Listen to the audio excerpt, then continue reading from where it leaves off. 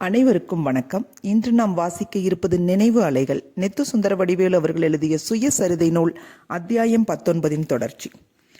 இலவச கல்வி, உதவித்தொகை முதலியன அக்காலத்தில் நாங்கள் கேள்விப்படாதவை. அப்படிப்பட்டவை என்னை தேடி வருகின்றன என்று கேள்விப்பட்ட போது எனக்கு தலைகால் தெரியவில்லை. ஒரே குதூகலம். என்னை நாடி வந்த இலவச கல்வி எல்லோருக்கும் கிடைக்கட்டும் என்று எண்ணக்கூட அன்று துணிவில்லை. துணிவில்லாத போது தெளிவு ஏது? 26 ஆண்டுகளுக்கு பிறகு ஏழை பங்காளராகிய காமராசர் முதலமைச்சர் ஆவார்.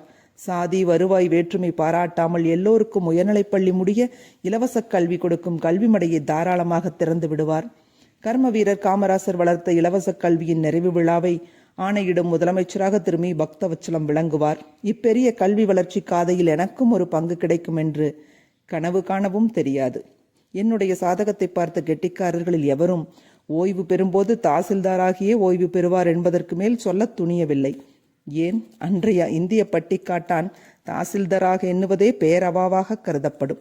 அக்காலத்தில் மிக அருமையாக இருந்த இலவச கல்வியும் உதவித்தொகையும் கையில் வருவதற்கு முன்பே மட்டற்ற மகிழ்ச்சி கொண்டேன். என் பெற்றோரும் மகிழ்ச்சி கொண்டனர். என் மாமாவும் அவர் அன்னையும் பூரித்தனர். அப்பாவை பெற்ற பாட்டனாருக்கு மட்டும் பட்டினத்திற்கு அனுப்பிவிடுகிறோமே என்ற கவலை, கெட்டுப்போய் விடுவானோ என்ற அச்சம். ஆருடக்காரர்கள் என் சீலத்தை பற்றி ஊமையாக இருந்து விட்டார்கள் போலும். தேவையில்லாத அச்சமும் கவலையும் பாட்டனாரை பற்றின. சென்னை கிறிஸ்துவ கல்லூரியில் சேர்த்துவிட என்னை அழைத்து கொண்டு என் தந்தையும் மாமாவும் சென்னைக்கு கிளம்பினார்கள். விடியற்காலை 3 மணிக்கே குளித்துவிட்டு மூவரும் இரட்டை மாட்டு வண்டியில் புறப்பட்டோம். செய்யாறு, பாலாறு, குண்டு மடுவு, தம்மனூர் மடுவு ஆகியவற்றை கடந்து வாலாஜாபாத் புகைவண்டி நிலையத்தை அடைந்த போது பொலபொலவென்று பொழுது விடிந்து விட்டது. 8 கிலோமீட்டர் கடந்து வர 3 மணி ஆனதை பற்றி கூட குறை தோன்றவில்லை. வழியில் வண்டி குடை சாயாமல் வந்து சேர்ந்த மகிழ்ச்சியோடு சென்னைக்கு ரயில் ஏறினோம். பாட்டியோடு தசாவதாரம் பார்க்க சென்னைக்கு சென்ற போது என்னை அச்சம் ஆட்கொண்டிருந்தது. ரயிலில் நெரிசலும் அதிகம். ஆகவே அதிகம் வேடிக்கை பார்க்கவில்லை. தந்தையோடு சென்றது பொறை தீர்ந்த பயணமாக தோன்றிற்று. வழி நெடுகிலும் வேடிக்கை பார்ப்பதில் மூழ்கியிருந்தேன். செங்கற்பட்டு சந்திப்பிற்கு முன்பு ஆத்தூர் மடுவை கண்டு மலைத்து போனேன். அவ்வளவு ஆழமான மடுவை அதுவரை நான் கண்டதில்லை. அத்திகைப்பு மாறுவதற்குள் சந்திப்பு வந்துவிட்டது. குளவாய் ஏரி கண்ணுக்கெட்டும் மட்டும் பறந்து கிடந்தது. அவ்வளவு பெரிய ஏரியையும் நான் முன்னர் கண்டதில்லை. அதை கண்டபோது அச்சம் கவ்விற்று.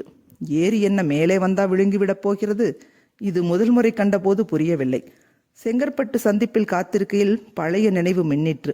நான் சிறு பையனாக இருந்தபோது என் குலதெய்வமான முருகப்பெருமானுக்கு முடிக்காணிக்கை கொடுக்க திருத்தணிக்கு அப்பாவோடும் பாட்டியோடும் போய் வந்தேன். அரக்கோணம் சந்திப்பில் வேலூர் துரைசாமி முதலியாரை கண்டோம். அவர் என் கையில் 500 ரூபாய் நோட்டை கொடுத்து வாழ்த்தினார். கூடுவாஞ்சேரியில் நீர்மோர் விற்பனை பலமாக இருந்ததை கண்டேன். இடிபடாமல் எதையும் இழக்காமல் பாதுகாப்பாக சென்னை எழும்பூர் சென்றடைந்தோம்.